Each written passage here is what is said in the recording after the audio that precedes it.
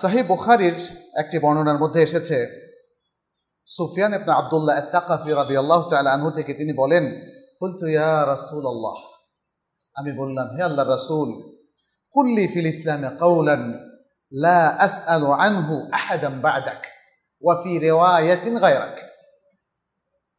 আমাকে ইসলামের মধ্যে একটা কথা বলে দিন, আমাকে ইসলামে এমন একটা সুন্দর কথা বলে দিন যেটা আপনার পরে আর কাউকে আমি জিজ্ঞেস করব না, অথবা আপনি ছাড়া আর কাউকে আমি জিজ্ঞেস করব না। রাসূলুল্লাহ সাল্লাল্লাহু আলাইহি সাল্লাম তাকে বললেন, কুল আমানতু বিল্লাহি ফাস্তাকিম, কুল আমানতু বিল্লাহি ফাস্তাকিম, বলো আমি আল্লাহর উপর ঈমান এনেছি এবং পোষণ করি। ঈমান এনেছি এবং পোষণ করি, এই অর্থটা কিন্তু দুটোই বলতে হবে। ঈমান এনে রেখে দিয়েছি নাকি? আমরা যেভাবে তর্জমা করি তাতে মনে হয় যেন ঈমান এনেছি, কোন কালে ঈমান এনেছি বাস হয়ে গেল। নো, ঈমান এনে এটাকে হোল্ড এবং কন্টিনিউ করতে হবে, ঈমানটাকে ধরে রাখতে হবে for each and every moment.